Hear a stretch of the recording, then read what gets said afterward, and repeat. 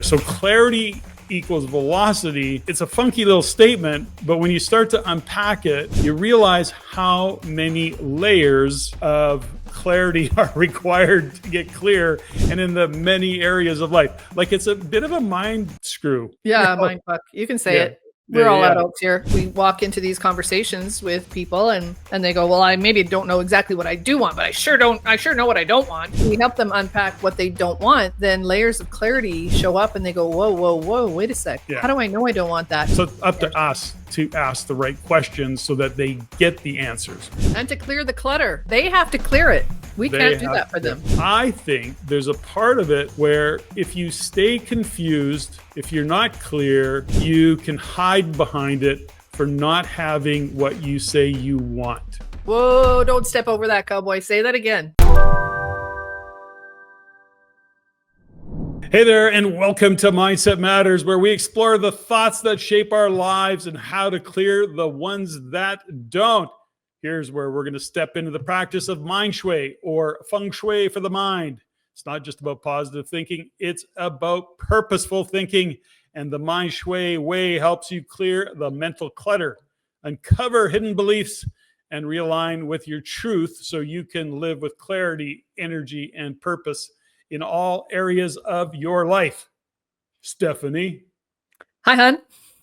I like that opening, I think. I like it too. And you know what I like a lot about it is that when we start to talk about MindShui and Feng Shui for the mind and everything, it kind of shifts us off a little bit of Mindset Matters. Kind of, it's a little bit more, I think, a little deeper into some of the work that we want to do going forward. Yeah, deeper, broader. Swim lane is wider. Yeah, we can talk about a lot of shit. It's good. Yeah, I love it. Okay, so for the past couple of years, we've really focused on this mantra of clarity equals velocity. And as I'm kind of thinking through and realizations over the time that we've had is that, sometimes we're not even clear that we're not clear. So clarity equals velocity it's a funky little statement, but when you start to unpack it, you realize how many layers of clarity are required to get clear and in the many areas of life. Like it's a bit of a mind screw. Yeah, mind fuck. You can say it. We're all adults here. It is a little bit of a mind fuck, right? Because you think you're clear or you don't realize you're not clear. So you're indecisive, don't know what to do, right? And at some point, you get to the realization you may be stuck. And lots of times people don't know that they're stuck or they don't know why they're stuck. Of course, then they have the revelation of, oh gosh, I'm just not clear. But in getting clear, so think about that. In getting clear, you actually just went through one layer. So in other words, you came to the realization that you're not clear. That's a layer of clarity. You follow that thought process? Or yeah, totally. But what's really funny, it's like cleaning your house though. It's like what we did today is that we started on one project and next thing you know, we had the whole house ripped apart and I'm cleaning the corners and vacuuming and dusting things I haven't seen in ages, right? That's gaining clarity, right? But it's layer after layer after layer. And maybe that's what we should call our podcast. Clarity equals velocity, something like that. Yep. Right? Clarity podcast. Clarity equals velocity podcast. Welcome. Like okay. Anyways.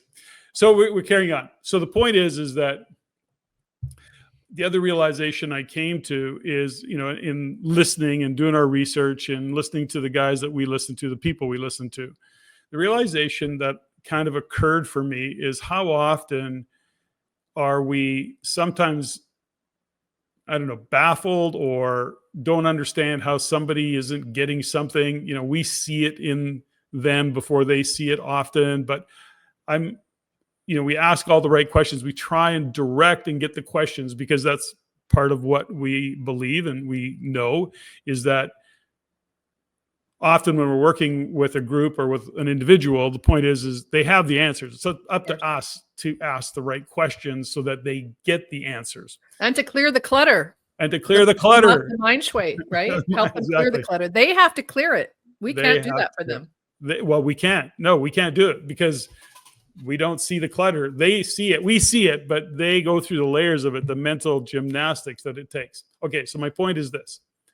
I think that even on my own experience, there's a part of it where it's, if you stay confused, if you're not clear, you can hide behind it for not having what you say you want. Oh, zing. Whoa, don't step over that, cowboy. Say that again. Did you write that down?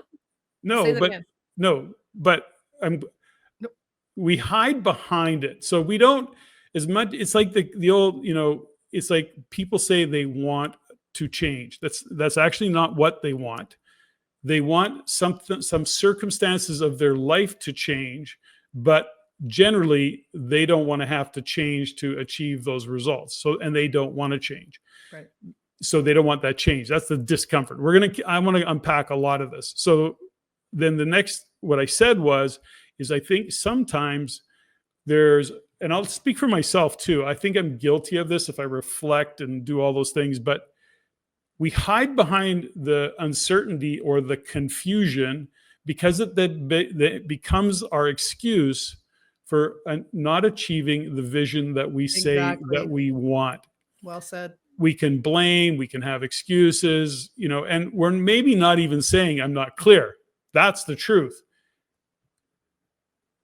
The story we tell ourselves is that the timing's not right, or Joe has, if Joe was older or she was younger, or if the kids had left home, or if I married somebody else, I don't know, whatever. You follow, am I making sense? I don't know if I'm making sense. Well, yeah. I mean, the first layer of clarity is what you don't want, right? We walk into these conversations with people and they go, well, I maybe don't know exactly what I do want, but I sure know what I don't want. Great, start there. So we help them unpack what they don't want. Then layers of clarity show up and they go, whoa, wait a sec. Yeah. How do I know I don't want that? Maybe I'm not even clear on that. And I think as we go through the first couple of layers, right, whether it's through the onboarding process or the conversations, is that if we can bump into the fact that they can tell the truth, or I tell the truth, that I'm just not clear right now. I'm not clear. I'm struggling, because if I get clear, it means I have to take action and I have to be responsible. So there is the next layer, right? So we get into this space where we talk a lot about awareness. The first step in any kind of shift or change is having awareness. But the reality of it is that awareness is not enough. You then have to take action. You have to take a step. You have to execute on something. You have to apply something. You have to actually take action to take the next step of what you say that you want now that you have that awareness. So let's see if we can come up with an example. Well, first off, the awareness, for example, that you're not clear. Let's just keep it that simple. Holy crap, I realize that I'm just not really clear on what's going on. And I need to have a difficult conversation, an uncomfortable conversation, a courageous conversation, with whoever you need to, and however you want to word that. Now you're telling the truth. But do you take action? Most or many go, no, I don't want to do that. They'll be angry at me. Mm-hmm. It will hurt their feelings. It might make the deal go south. They may not like me. They may not like me. That's another conversation. So it's easier to stay stuck and have an excuse than to have awareness and then know that in the background, you can't bullshit anymore. Even if you're telling somebody you're still confused, you're only lying to yourself because you know the answer. So this is the mental gymnastics that I think many, go through it. I mean, these aren't big, profound thoughts. I think they're thoughts that happen in nanoseconds once you realize that that's how you're operating. That's the layer of clarity.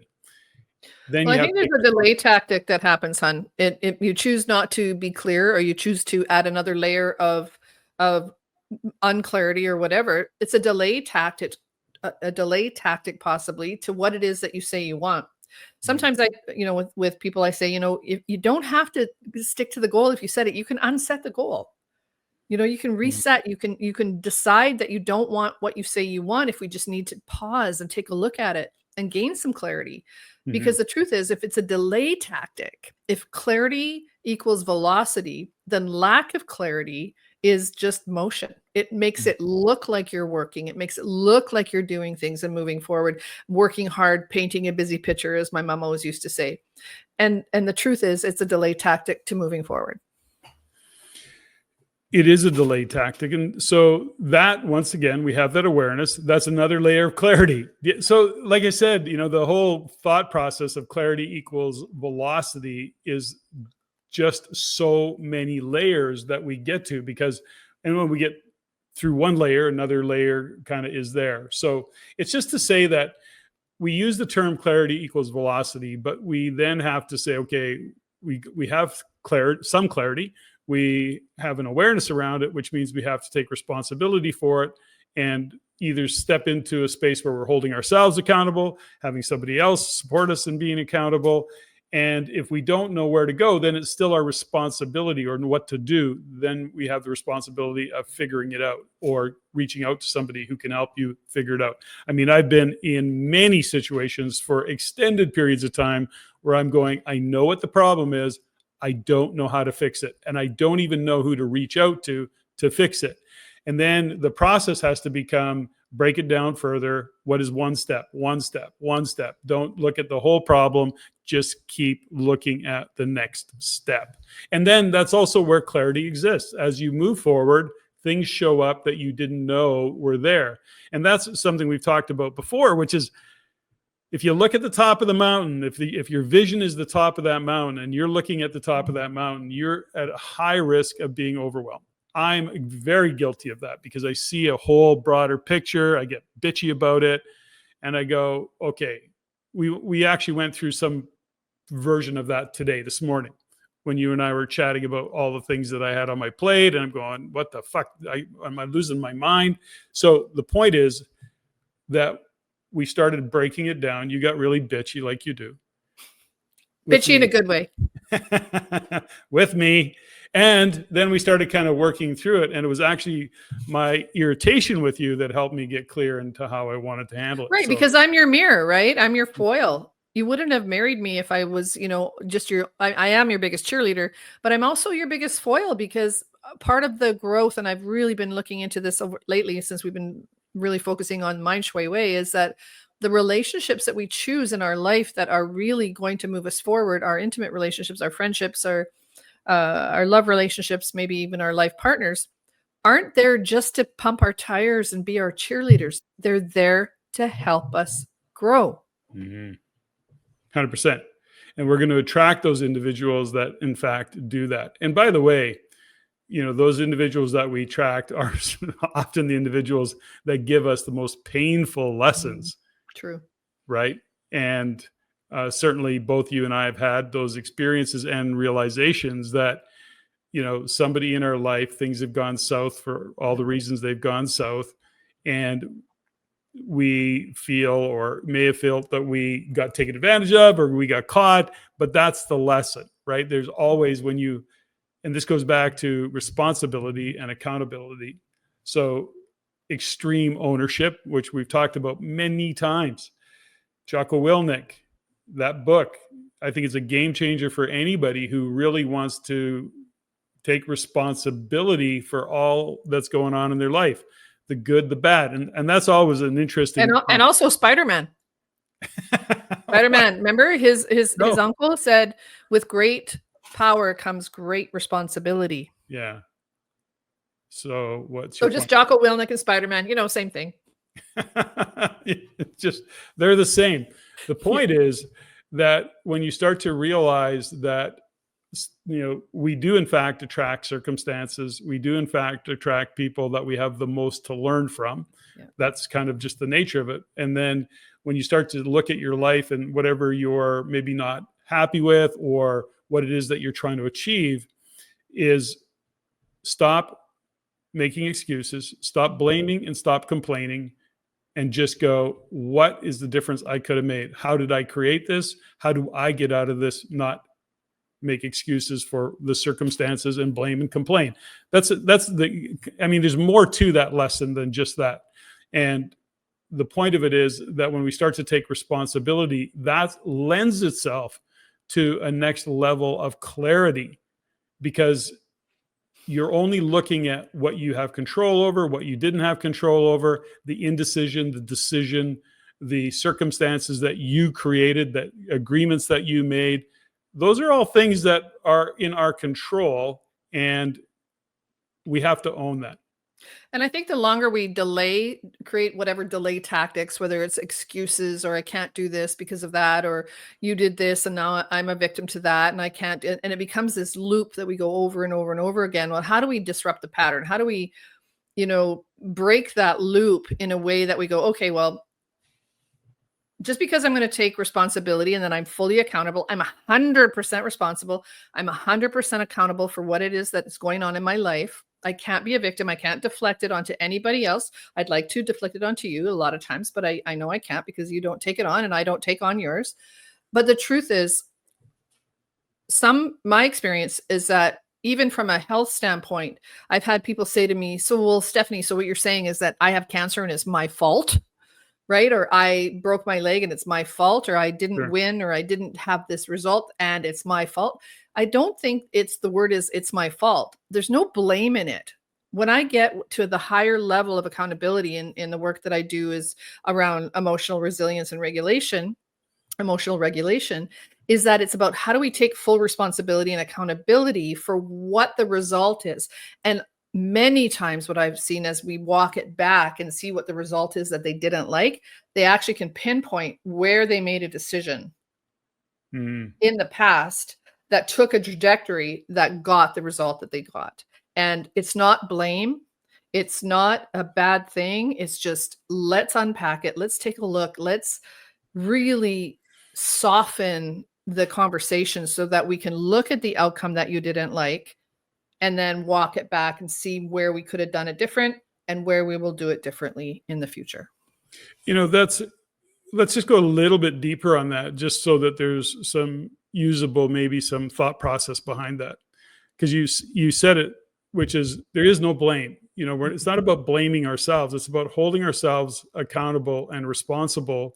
And then if we get circumstances that we don't, we're not happy with, or didn't go the way we thought, we then sit back and unpack it and go, where did we make the decision from? Were we maybe being a little imbalanced in our what we believe, or the business that we were doing with somebody? In other words, were we kind of ignoring that maybe they play in the gray area and we were pretending not to know and we stepped over it? Were we making a call from our ego of needing to be right and needing to get that deal done and being able to tell our friends that we got this deal done, or whatever the story may be? The point is, where did the decision come from that puts you in the circumstances? And if you unpack that decision, you can often see where you stepped over something, or it wasn't coming from a place of, we'll call and use the word integrity, and you were out of alignment with who you are and what you believe. And you just thought, well, if I just cheat a little bit, cut this corner, just ignore this a little bit, it'll be okay. And then down the road, it comes back and bites you in the ass. Oh man.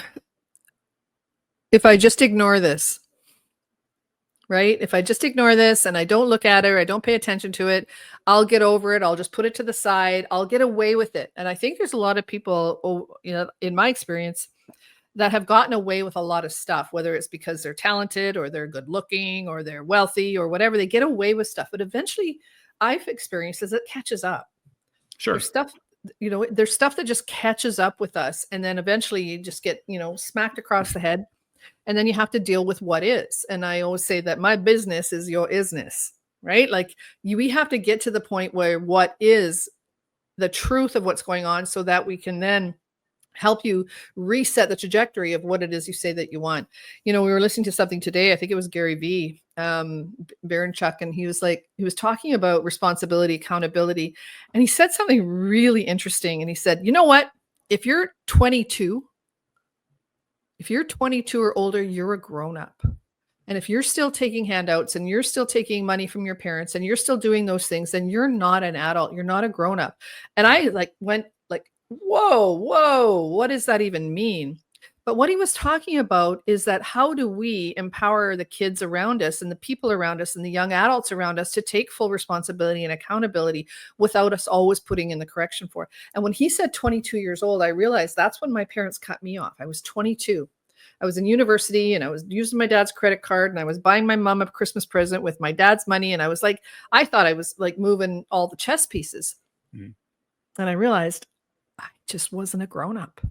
Mm. And that accountability really got me, I think, on a new trajectory when I realized that I needed to pay my own bills. I needed to pay my mortgage. Nobody was going to pay my phone bill for me. Nobody was going to do my push-ups for me. It was that level of accountability that hit me across the head. And I think about now how tough it is right now for kids to, pay their rent or buy a house or whatever. The rules seems to have changed. And I don't know how you feel about that or if that's going in a new rabbit hole, but well, it's going into a little bit of a rabbit. No, it is definitely going down a rabbit hole. Only in that it's an important topic. I would want to kind of unpack that in a separate episode because I think it's an important topic. But I don't want to go down that rabbit hole too far here. I think there's the point of what you're trying to make is understanding accountability and responsibility is very difficult if you don't really think it through. This goes back to clarity and velocity. And when you start to do that, a lot of things change because you're just taking responsibility. So if somebody's waiting to make a decision or you're waiting for somebody to make a decision and is dragging things out, you may go, hey, listen, I'm moving forward without you. I can't hang around. When you catch up when you're ready. Like it's really not making excuses. It's going, okay, how can I have a conversation with this partner or that particular individual and then change how we thought we were originally going to go into a deal, for example, and say, no, I'm moving on. I have to keep going. And so my point of, I guess, all of this is that when you start to take accountability, it's not this things that happen to you in a negative way. I think there's something that we talk about that is that when things are going good, we own it all. True. If we're making money and the business is good or our career is great and we're getting promotion, who owns all of that? We do. Like when shit's happening in the right direction and we're crushing it. Oh yeah, we're genius. We're a genius. We're responsible and accountable for all those things. All of those things. We all the success, all the whatever promotions, all the things that we wanted to achieve, when that's us. We did all of that. But when the proverbial yogurt hits the fan, do you avoid it? You go, well, not my fault. Not my fault. So just be careful around that. So this actually is not even where I wanted to go with this conversation, but I think it's an important one.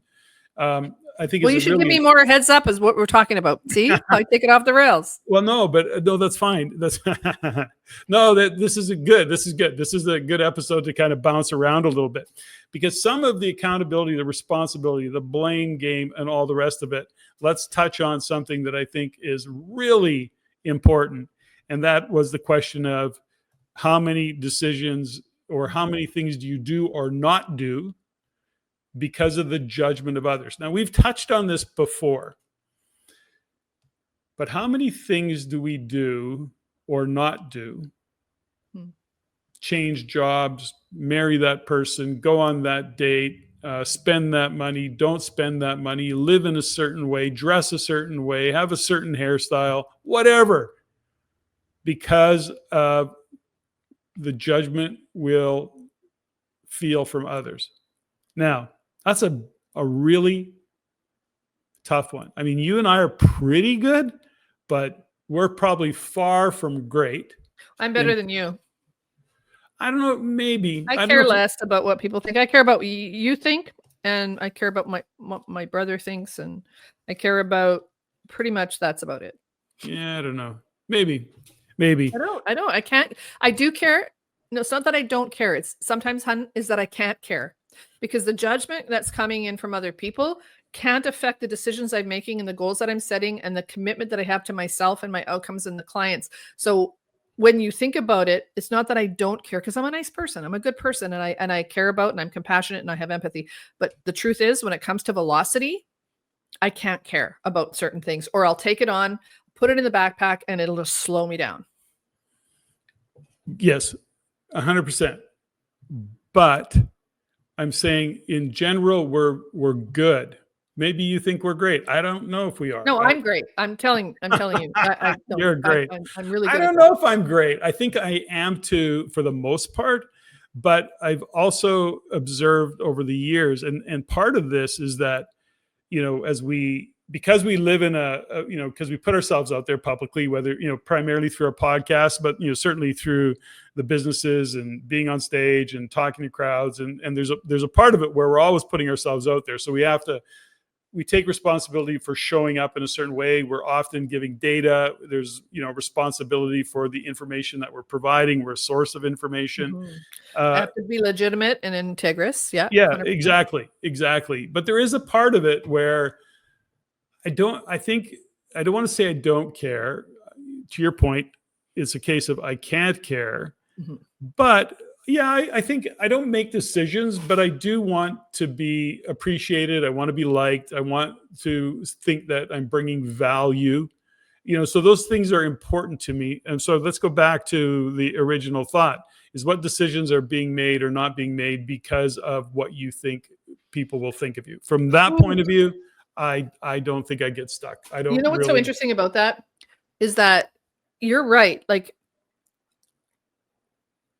there's a place in me that I can't care if someone likes me. I used to be that way. I used to be the person that would call my entire address book every Sunday just to touch base and make sure everybody's okay and make plans and all that kind of stuff. And I really worked hard at that.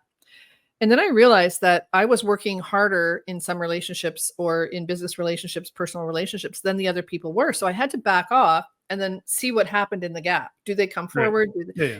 Is there a reciprocation in that? And when I realized there wasn't in many of those relationships, I realized it's not that they didn't like me. And I thought, oh, it's not that they don't like me. It's that they have their own lives. They're busy. They've got stuff that's going on. They, they have families. They have things. It's not about me. And when you even if somebody says they don't like you, it's not about you. It's about them and the reflection and what it brings up in the individual. Like, honestly, when I got that when I realized that how people are treating me is more about them, it changed everything for me. Mm-hmm. Of course. But that also goes back to, if you look at that relationship as a rowboat. Yeah. And when both people are rowing the boat, it's great. And then relationally, when somebody quits rowing the boat, eventually you get tired of going around in circles, right? And eventually you sink. You just go around in circles. You keep rowing the boat, going around in circles. And then if you quit rowing, that's it. It's over. So that's always, there's something to be said there in terms of relationship and how do we kind of handle relationship and what's going on when you're the only one rowing the boat. I think we have to do a whole podcast on blame. The blame game. So what gets in our way of, living, sometimes we see it, the vision that we have, the aspiration that we truly have.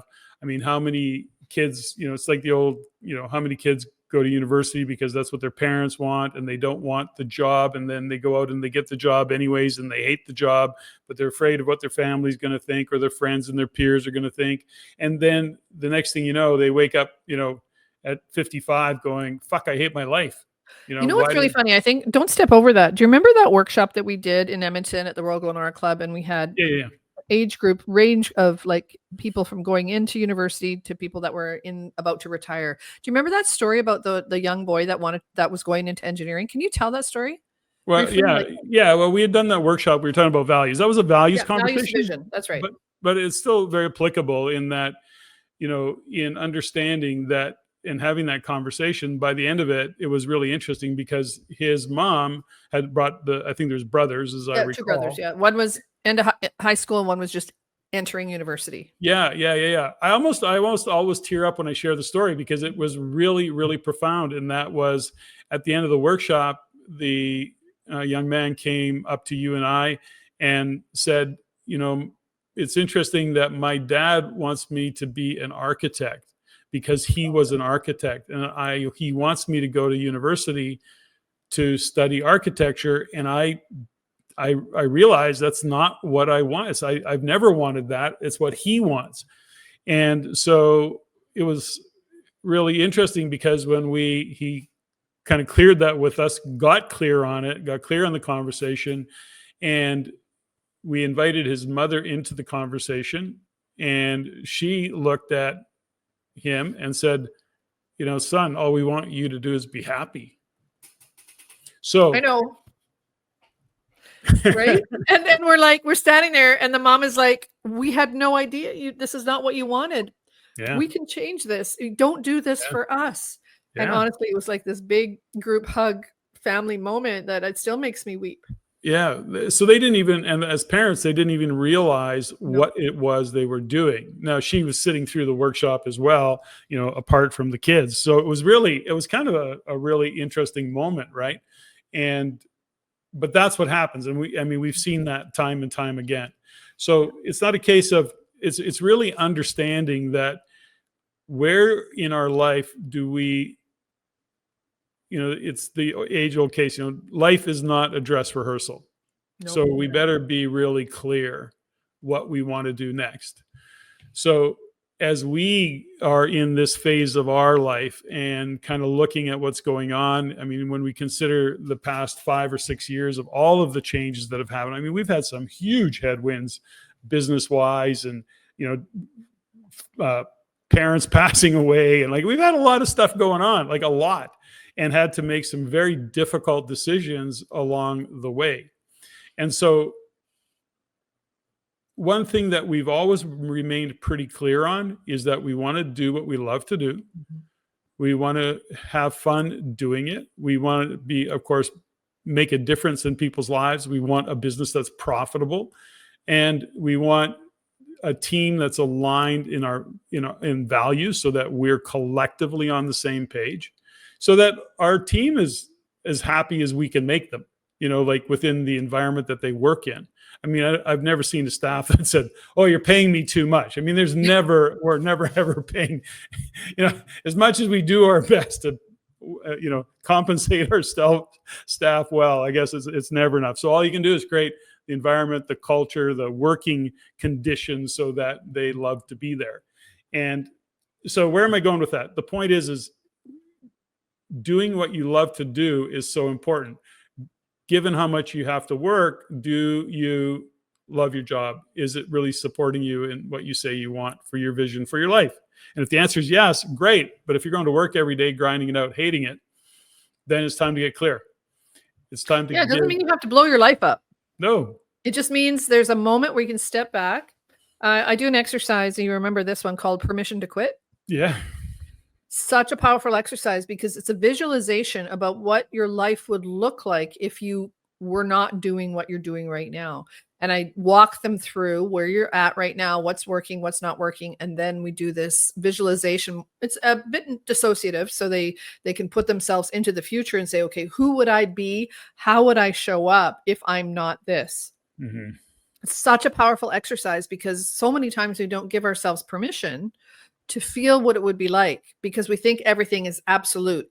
If I quit, then this is going to happen. Well, what if we just make it an exercise? What if it's just a visualization? What if it's just a conversation to start to gain clarity? Nothing needs to change. What if it's just a conversation to start? And some people say, well, I don't know what I want. That's the most common. Then great. Make a list of what you don't want.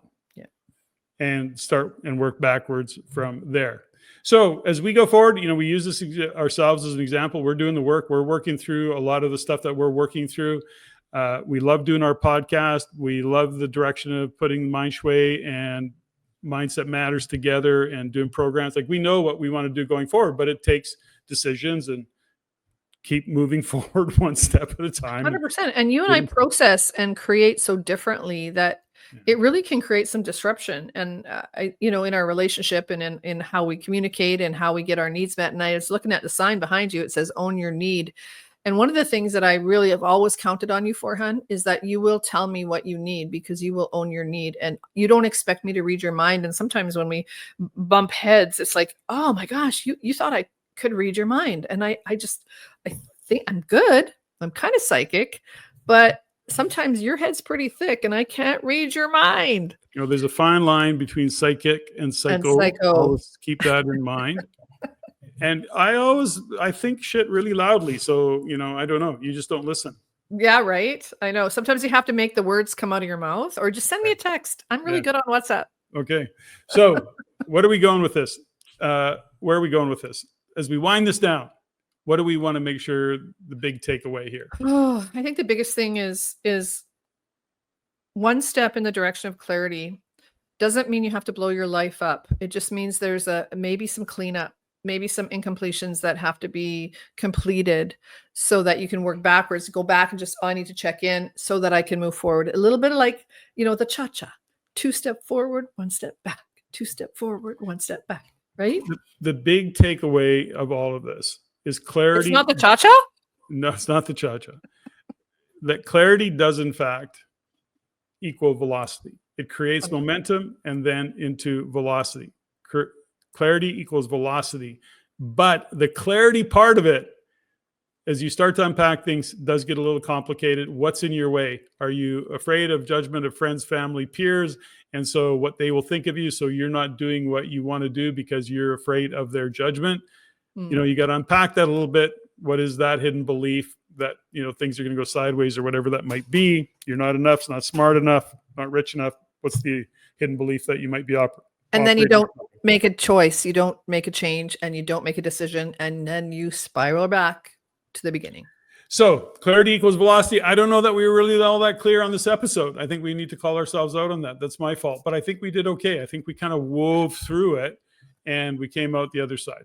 I think so too. And I don't say call yourself out on it. I think, we're trying our best right now to dig into things that maybe are difficult to talk about. And we want to, in some ways, use ourselves as the example of how we work through things as a team, as a couple, as partners, our business life, our personal life. Like, it's really important that we are as authentic as we can be and telling the truth about where we're at. And today was a tough day. We worked hard and then we ended up cleaning a house and we ended up doing a podcast, and you look super cute in your hat backwards. I wish everybody was watching YouTube right now. Because we just are, for me, clarity is also about authenticity, and the velocity of things that come in my life is when I'm truly being myself. You're being yourself, and people are judging us for being ourselves and not judging like an avatar of who we're putting out there on, on the podcast. I mean, people can't, give you what you need if you're not being authentic. That, ladies and gentlemen, is a wrap. Stephanie, thank you. Oh my gosh, that was so fun.